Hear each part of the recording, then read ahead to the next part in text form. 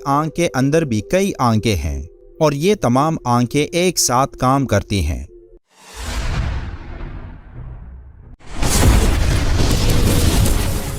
السلام علیکم ورحمۃ اللہ وبرکاتہ۔ آج جو ہم نے ویڈیو دیکھنی ہے وہ بہت ہی کمال کی ہونے والی ہے۔ جیسے کہ آپ نے ویڈیو کے تھمبنیل پر دیکھا کہ سیاستدانوں نے اللہ تبارک و تعالیٰ کی آیت کو غلط ثابت کرنے کی کوشش کی، تو پھر انہوں نے مچھر کے سر کے اندر ایک ایسی چیز دیکھی جسے دیکھ کر وہ حیران رہ گئے، اور پھر اللہ تبارک و تعالیٰ نے قرآن مجید میں مچھر کی مثال کیوں دی ہے۔ تو ان ساری باتوں کو جاننے کے لیے بغیر ٹائم ضائع کے بغیر اس ویڈیو کو شروع کرتے ہیں اور ان ساری باتوں کو جانتے ہیں۔ قرآن کریم میں جو سائنسی معجزات آج سامنے آ رہی ہیں، یہ اس بات کا ثبوت ہے کہ قرآن کسی انسان کا نہیں بلکہ اللہ کا کلام ہے۔ قرآن میں اللہ تعالیٰ نے لوگوں کو بار بار اس طرف متوجہ کیا کہ مظاہر فطرت پر غور و فکر کریں اور ان میں اس کی نشانیاں تلاش کریں۔ قرآن کریم کی ایک آیت میں اللہ نے اس دنیا کی سب سے حقیر اور کمزور مخلوق کی مثال بیان کی ہے، جس میں موجودہ مطلب کو سمجھ کر ایک انسان اس دنیا کا اصل مطلب جان سکتا ہے۔ تمام جانداروں میں یہ نشانیاں موجود ہیں، لیکن چند ایک خاص طور پر وہ ہیں جن کا ذکر اللہ نے قرآن پاک میں فرمایا، اور انہی جانداروں میں سے ایک مچھر ہے۔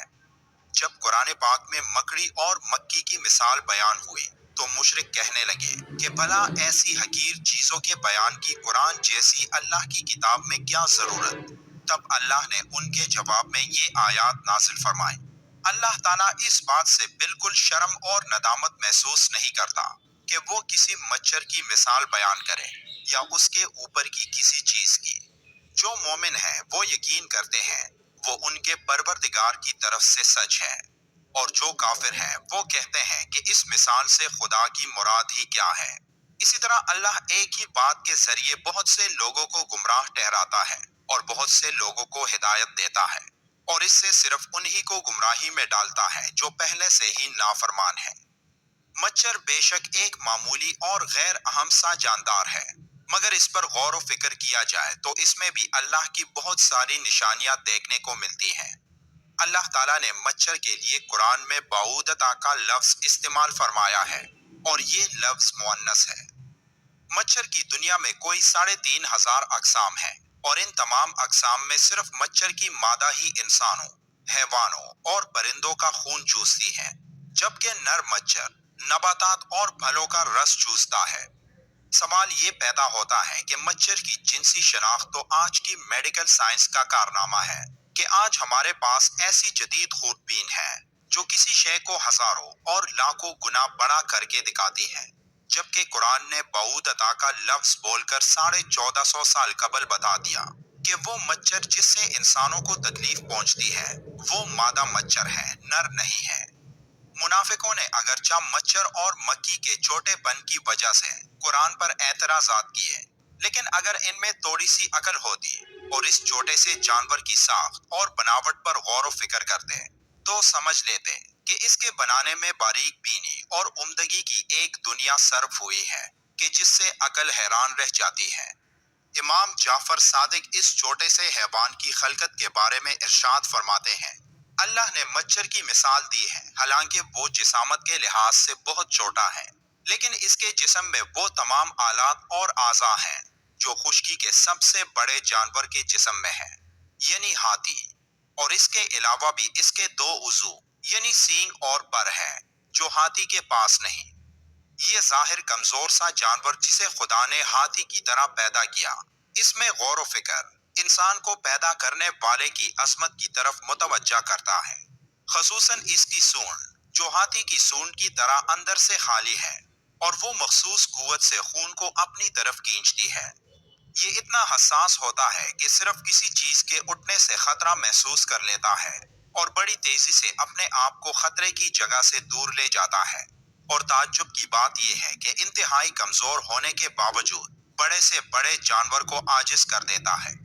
حضرت علی رضی اللہ تعالیٰ عنہ نے فرمایا، اگر دنیا جہاں کے سب زندہ مخلوقات جمع ہو جائیں اور باہم مل کے کوشش کریں کہ ایک مچھر بنا لیں تو وہ ہرگز ایسا نہیں کر سکتے، بلکہ اس جاندار کی خلقت کے اسرار پر ان کی عقلیں دنگ رہ جائیں گی اور وہ تھک کر انجام کو پہنچ جائیں گے۔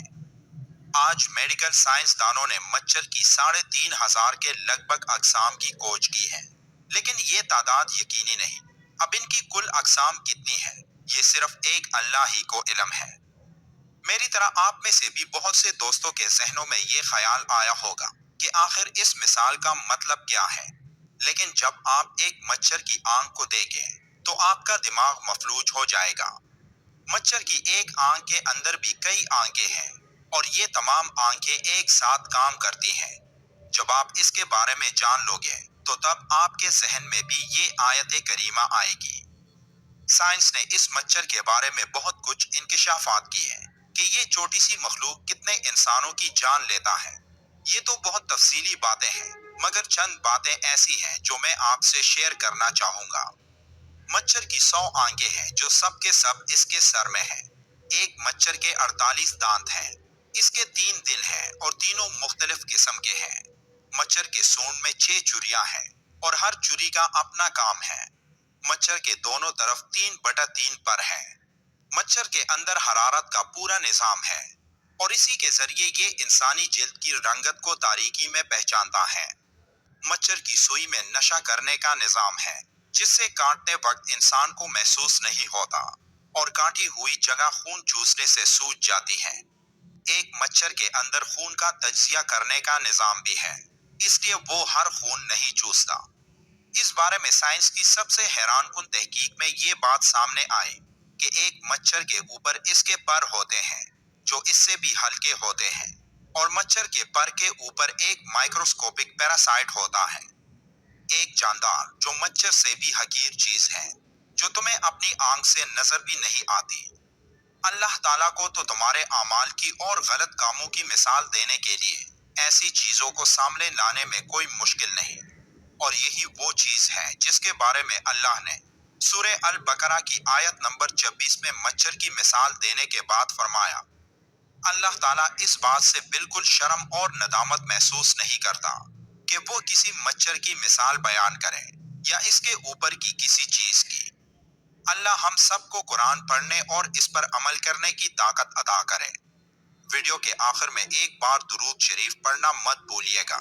ملتے ہیں ایک اور معلوماتی ویڈیو میں، تب تک کے لیے اللہ حافظ۔ امید کرتا ہوں کہ یہ معلوماتی ویڈیو آپ کو بہت اچھی لگی ہوگی اور آپ کے معلومات میں بے شمار اضافہ ہوا ہوگا۔